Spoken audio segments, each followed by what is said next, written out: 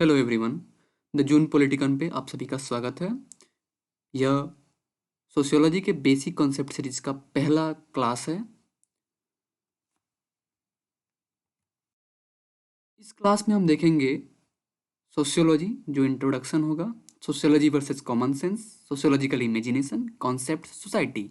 इन सभी चीज़ों को आने वाले स्लाइड्स में हम वन बाय वन करके पढ़ेंगे। क्लास शुरू से करने से पहले हम समझ लेते हैं कि जून पॉलिटिकन है क्या। एक बार फिर से आप सभी का द जून पॉलिटिकन पे स्वागत है। जून पॉलिटिकन CUET MA political science international relation sociology की प्रिपरेशन कराती है। मैं बता दूं कि CUET 2023 बैच शुरू हो चुका है। आप दिए गए QR कोड को स्कैन करके 2023 बैच के लिए खुद को रजिस्टर कर सकते हैं। यहाँ पे SC ST women Pasmanda PWD candidate के लिए स्कॉलरशिप भी अवेलेबल है। आप डिटेल जानकारी के लिए दिए गए कॉन्टैक्ट नंबर पे संपर्क भी कर सकते हैं।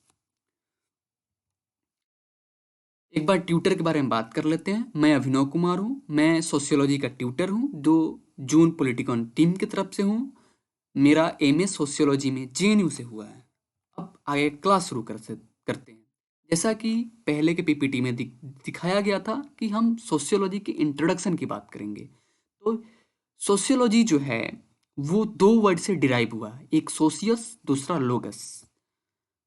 सोशियस एक लैटिन वर्ड है जिसका मतलब होता है कॉम्पेनियन, जबकि लोगस एक ग्रीक वर्ड है जिसका मतलब होता है नॉलेज और साइंस, जिससे सोशियोलॉजी का लिटरल मीनिंग होता है साइंस ऑफ सोसाइटी। अब जब हम साइंस ऑफ सोसाइटी बोलते हैं जिसका मतलब ये होता है कि नॉलेज प्रोडक्शन जो भी होता है सोशियोलॉजी में वो सीधा सोसाइटी से डील करता है। ये डिफिनीशन जो है काफ़ी सिंप्लीफाइड है और प्रॉब्लमेटिक भी है, क्योंकि हम सभी जो है सोसाइटी में ही रहते हैं। दैट्स वाई हम जो भी नॉलेज प्रोडक्शन करते हैं तो वो सोसाइटी से डील करता है। तो कैसे जो है एक सोशियोलॉजिस्ट का वर्क यहाँ के सोशल वर्कर के, जर्नलिस्ट से, सिविल सर्वेंट से, NGO वर्कर से कैसे डिफरेंट हो सकता है, इसको समझने के लिए हम समझेंगे कि सोशियोलॉजी और कॉमन सेंस में क्या अंतर है। आंद्रे बेते ने एक आर्टिकल लिखा और उस आर्टिकल में डिस्कस किया कि सोशियोलॉजी और कॉमन सेंस में डिफरेंस होना बहुत जरूरी है। वो बोलते हैं कि कॉमन सेंस जो होता है वो पर्टिकुलर होता है, लोकलाइज्ड होता है। अब कैसे कॉमन सेंस पर्टिकुलर लोकलाइज होता है, इसको एक एग्जांपल से हम समझ सकते हैं कि वेस्ट बंगाल के लोग अगर ये बोलें कि हमारा जो कल्चर है, हमारा वे ऑफ डूइंग या वे ऑफ थिंकिंग जो है बाकी इंडिया के लोगों से अगर सुपीरियर है, तो ये एक लोकलाइज्ड चीज है, एक पर्टिकुलर है। अब हो सकता है कुछ दिन बाद जो है केरला के लोग सोचेंगे कि उनका जो way of doing, way of thinking है वो सुपीरियर है। वो हो सकता है उत्तर प्रदेश के लोग सोचेंगे, ऐसा ही सोचने लगे। तो ये पर्टिकुलर है, ये लोकलाइज्ड है, ये जनरलाइज्ड नहीं है। जबकि सोशियोलॉजिकल नॉलेज जो होता है वो जनरल वे में होता है। जैसे कि अगर सोशियोलॉजी में कास्ट की पढ़ाई हो रही है तो वो एक सोसाइटी, एक पर्टिकुलर कम्युनिटी को लेके नहीं होगा, ये एक जनरल मासेज को लेके पढ़ाई होगा। या फिर सोसाइटी, अगर इंडिया में caste as a form of stratification है तो वेस्टर्न कंट्रीज में क्या as a form of stratification हो सकता है, ये देखना सोशियोलॉजी का काम है। अब कॉमन सेंस जो होता है वो अनरिफ्लेक्टिव होता है। अनरिफ्लेक्टिव से मतलब ये होता है कि जब भी हम सोसाइटी से डील करते हैं तो सोसाइटी के लगभग, क्योंकि हम सोसाइटी में ऑलरेडी एग्जिस्ट करते हैं, सोसाइटी के लगभग चीज़ों के बारे में ऑलरेडी हम अवेयर होते हैं। तो हम जब किसी चीज़ के बारे में कॉमन सेंसिकली सोचते हैं तो हम अपने प्री सपोजिशंस आइडिया को क्वेश्चन नहीं करते हैं। लेकिन जैसे ही हम सोशियोलॉजी में डील करते हैं तो वो रिफ्लेक्टिव होता है। सोशियोलॉजिकल नॉलेज जो होता है वो रिफ्लेक्टिव होता है। डेट मीन्स जैसे ही हम सोशियोलॉजी में किसी चीज़, किसी जैसे caste, as for example caste को अगर हम डील कर रहे हैं तो कास्ट को लेके अगर जो भी हमारा प्री सपोज्ड आइडिया होगा उसको हम क्वेश्चन करना शुरू करेंगे। ये सोशियोलॉजिस्ट का प्राइम मोटिव होता है या प्राइम वर्क होता है। सोशियोलॉजिकल नॉलेज जो है कॉन्सेप्ट्स, मेथड्स, डाटा से डील करते हैं, जबकि कॉमन सेंस जो है कभी जो है मेथड्स, कॉन्सेप्ट ऐसा किसी चीज से डील नहीं करता है। अब हम समझते हैं कि कैसे जो है कॉमन सेंसिकल, हर इंसान का अपना अपना एक इमेजिनेशन होता है।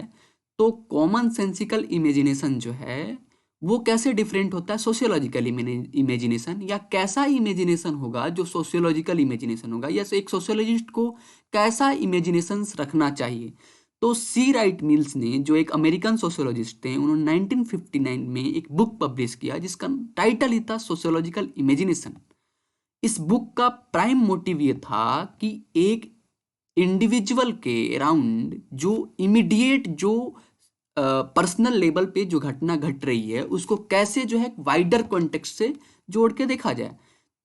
मिल्स ने इस काम के लिए दो वर्ड कॉइन किया, एक ट्रबल, एक इशू। और ट्रबल वो होता है कि कैसे एक इवेंट किसी इंडिविजुअल को पर्सनल लेवल पे कंसर्न करता है, जबकि इशू ये होता है कि एक इवेंट के कारण एक पर्टिकुलर सिचुएशन में या एक पर्टिकुलर सोसाइटी में कि, कितने बहुत सारे लोग अगर कंसर्न होते हैं उस इवेंट से, तो उसको हम इश्यूज बोलते हैं।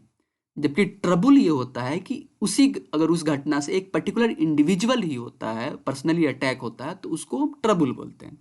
अब सोशियोलॉजिकल इमेजिनेशन एक सोशियोलॉजिस्ट को अलाउ करता है कि वो पर्सनल ट्रबल को सोशल इश्यूज के रूप में रिफ्लेक्ट करके देखे। इसलिए सोशियोलॉजिकल इमेजिनेशन जो होता है वो सिर्फ economic life, political life, religious life या डोमेस्टिक लाइफ के बारे में नहीं है, जबकि ये इंटरकनेक्शन ऑफ ऑल दीज है। यानी कि एक सोशियोलॉजिस्ट किसी एक पर्टिकुलर एस्पेक्ट को ना पढ़ के सारे एस्पेक्ट का इंटरकनेक्शन पढ़ता है, उन इंटरकनेक्शंस को स्टडी करने की कोशिश करता है, उसके पैटर्न को स्टडी करने की कोशिश करता है। फॉर एग्जाम्पल, अगर हम बात करें सुसाइड की, तो सुसाइड को बहुत सारे लोगों ने एक इंडिविजुअल एक्ट के रूप में देखा है कि इंडिविजुअल है। लेकिन जब French classical sociologist email दुर्खाइम suicide को पढ़ रहे थे, तो उन्होंने डिफरेंट डिफरेंट सोसाइटी के सुसाइड के डाटाज को पढ़ा और उसमें से पैटर्न एस्टेब्लिश किया कि किस सोसाइटी में किस तरह का सुसाइड जो है ज़्यादा हो रहा है, किस सुसाइड कम हो रहा है, कौन से लोग ज़्यादा सुसाइड कर रहे हैं, कौन से लोग सुसाइड कम कर रहे हैं। तो एक सोशियोलॉजिस्ट का काम होता है कि वो सोशल स्ट्रक्चर को पढ़े, ना कि इंडिविजुअल पे फोकस करे। वो उसका काम होता है कि वो सोशल इश्यूज पे फोकस करे, ना कि इंडिविजुअल पे फोकस करे, या फिर इंडिविजुअल पे फोकस कभी कर रहा है तो इंडिविजुअल के कंसर्न को एक वाइडर कंटेक्स्ट के रूप में देखे। आगे बढ़ते हैं, हम देखते हैं कि सोशियोलॉजिकल कंसेप्ट। अब कंसेप्ट क्या होता है? किसी भी पर्टिकुलर इंस्टांस से जब कुछ आइडियाज को जनरलाइज्ड किया जाता है, वो आइडिया एब्स्ट्रैक्ट भी हो सकता है, जेनरिक भी हो सकता है, तो हम उसे कंसेप्ट कहते हैं। अब हर एक डिसिप्लिन का अब कुछ कोर कंसेप्ट होते हैं जिसको हम बेसिक कंसेप्ट कहते हैं। सोशियोलॉजी के भी कुछ बेसिक कंसेप्ट होते हैं। अब उस बेसिक कंसेप्ट का जो मीनिंग होता है वो ले अंडरस्टैंडिंग से अलग होता है। तो हमारे लिए ये इम्पोर्टेंट है कि हम उसके मीनिंग को समझें, किसी भी कंसेप्ट के, सोशियोलॉजिकल कंसेप्ट के सोशियोलॉजिकल मीनिंग को समझें, और उसको हम अलग करें कि ले अंडरस्टैंडिंग से कैसे अलग है। जैसे कि एक एग्जाम्पल जिसकी हम बात यहाँ करेंगे वो है सोसाइटी। तो सोसाइटी, जो कि आगे के स्लाइड में हमने बार बार यूज किया था, हम सभी सोसाइटी में रहते हैं, तो हमारा ऑलरेडी एक आइडिया सोसाइटी क्या होता है, सोसाइटी की मीनिंग, डिफिनेशंस को लेके हम ऑलरेडी अवेयर हैं, जो हमारे लिए ऑलरेडी एक प्रीकंसिप्ड आइडियाज है सोसाइटी के। लेकिन सोशियोलॉजिकल डिफिनेशन और मीनिंग कैरेक्टरिस्टिक सोसाइटी का जो होगा वो हमारे प्रीकंसिप्ड आइडियाज से अलग होगा। सोशियोलॉजिस्ट ने सोसाइटी को डिफाइन किया कि सोसाइटी जो है social connection, various social connection का इंटरकनेक्टेड वेब है। सोसाइटी क्या है? तो सोशल कनेक्शन जो होता है उसका, बहुत सारे सोशल कनेक्शन का एक इंटरकनेक्टेड वेब है। अब सवाल उठता है कि क्या सारे कनेक्शन सोशल कनेक्शन हो सकते हैं? नहीं, सारे कनेक्शन सोशल कनेक्शन भी नहीं हो सकते हैं। अब कुछ ही कनेक्शन सोशल कनेक्शन हो सकते हैं। अब कौन से होंगे? तो उसके लिए कुछ कैरेक्टरिस्टिक्स है, जैसे कि सबसे पहले कनेक्शन को डायनेमिक होना चाहिए, और उसको कुछ जो है कैरेक्टरिस्टिक्स से गवर्न होना चाहिए, जैसे कि वो म्यूचुअली अवेयर हो, वो स्पेसिफिक हो, और उसमें एक पर्सन का एक्शन जो है दूसरे पर्सन को अफेक्ट करे, तभी वो क्या होगा? सोशल कनेक्शन होगा। जब कनेक्शन में किसी का एक्शन एक पर्टिकुलर, जब तक किसी पर्टिकुलर इंडिविजुअल का एक्शन या पर्सन का एक्शन दूसरे को इफेक्ट नहीं करेगा, वो सोशल नहीं होगा। सोशल का मतलब ही क्या होता है कि मोर देन वन इंडिविजुअल। अब सोसाइटी को बहुत सारे थिंकर्स ने अलग अलग वे में डिफाइन किया है। तो कुछ थिंकर्स के नाम यहाँ दिए गए हैं और उनका डिफिनेशन भी दिया गया है। इसके की टर्म्स को समझना बहुत ही इंपॉर्टेंट है। जैसे एल.टी. हॉबहाउस ने इसको डिफाइन किया, टिश्यूज ऑफ रिलेशनशिप्स। क्या डिफाइन किया? Tissues of relationships. मैकाइवर ने इसको डिफाइन किया, web of social relations which is always changing. Web of social relations which is always changing. Talcott Parson ने इसको डिफाइन किया, may be regarded as the most general term referring to the whole complex of relations of man to his fellows. इसमें कुछ की terms है, उस की terms को हम समझ सकते हैं और समझ के हम याद कर सकते हैं इन सब चीजों को। हम सोसाइटी के कैरेक्टरिस्टिक्स को देखते हैं। तो हर चीज के कुछ कैरेक्टरिस्टिक्स होते हैं। कैरेक्टरिस्टिक्स से उस चीजों को हमें समझना आसान हो जाता है। उसके क्या कैरेक्टरिस्टिक्स होंगे, वो बाकी चीजों से कैसे डिफ्रेंशिएट हो सकता है, और भी हम कंसेप्ट आगे के वीडियोस में देखेंगे। जैसे कम्युनिटी है, एसोसिएशन है, इंस्टीट्यूशंस है।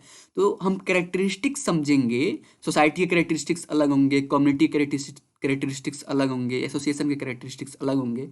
तो इससे डिफ्रेंशिएट करना आसान होगा, जिससे हम क्वेश्चंस आसानी से सॉल्व कर सकते हैं हमारे एग्जाम में जो आएंगे। तो सबसे पहला कैरेक्टरिस्टिक्स क्या? एब्स्ट्रैक्ट। सोसाइटी जो होता है वो एब्स्ट्रैक्ट होता है, यानी कहने का मतलब ये है कि सोसाइटी में हम लोगों को देख सकते हैं, उसमें जो लोग रह रहे हैं उनको देख सकते हैं, लेकिन हम जो है ना तो सोसाइटी को देख सकते हैं, ना सोसाइटी के सोशल स्ट्रक्चर को देख सकते हैं। सोशल स्ट्रक्चर को भी हम एक बेसिक कंसेप्ट है सोशियोलॉजी का, जिसको हम आने वाले वीडियोस में डिफाइन करेंगे। अब दूसरा कैरेक्टरिस्टिक्स क्या होता है? वो होता है लाइकनेस एंड डिफरेंसेस।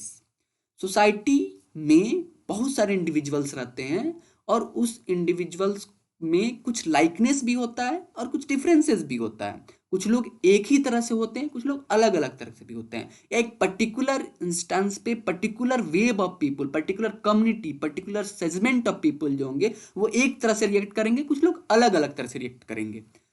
अब जो है तीसरा जो कैरेक्टरिस्टिक होता है वो होता है कॉपरेशन एंड कॉन्फ्लिक्ट। तो ऑब्वियस है, कुछ कुछ जो है at particular point of time कुछ लोग जो है कुछ पॉइंट पे, कुछ क्वेश्चंस पे, कुछ आर्गुमेंट पे एग्री करते हैं, कुछ चीज़ों पे एग्री नहीं करते हैं, डिसएग्री करते हैं। तो वैसे ही है, कुछ पर्टिकुलर टाइम पे एक सोसाइटी में कुछ लोग जो है कोऑपरेटिव होंगे और कुछ लोग जो है कॉन्फ्लिक्ट भी हो सकता है। तो सोसाइटी में कॉपरेशन भी होता है और कॉन्फ्लिक्ट भी होता है। Society is a process not a product. अब इस चीज को समझते हैं। सोसाइटी जो है हमेशा इवॉल्विंग होता है, ना कि एक फिनिश प्रोडक्ट के रूप में होता है। सोसाइटी जो है वो कभी खत्म नहीं हो सकता। दैट्स वाई सोसाइटी कभी खत्म नहीं हो सकता है, वो हमेशा इवॉल्व करेगा। एट एक स्टेज से दूसरे स्टेज पे हमेशा इवॉल्व करेगा, वो कभी खत्म नहीं हो सकता है। दैट्स वाई वो प्रोसेस है। तो इसी के साथ आज का क्लास यहाँ समाप्त होता है। अब हम अगले क्लास में मिलेंगे कुछ अगले बेसिक कॉन्सेप्ट्स के साथ। Thank you everyone. होप आप सभी को ये क्लास अच्छा लगा होगा। एक बार फिर से आप सभी का द जून पॉलिटिकन पे स्वागत है। द जून पॉलिटिकन जेएनयू स्टूडेंट्स के द्वारा एक इनिशिएटिव लिया गया है, जिसके द्वारा सीयूटी के एम में political science, international relation, sociology की प्रिपरेशन कराई जाती है। मैं बता दूं कि 2023 बैच शुरू हो चुका है। आप दिए गए क्यूआर कोड को स्कैन करके खुद को रजिस्टर कर सकते हैं। यहाँ पे स्कॉलरशिप अवेलेबल है किसके लिए? SC ST women Pasmanda PWD candidate के लिए। आप डिटेल इंफॉर्मेशन के लिए दिए गए कॉन्टेक्ट नंबर पे कांटेक्ट भी कर सकते हैं। Thank you.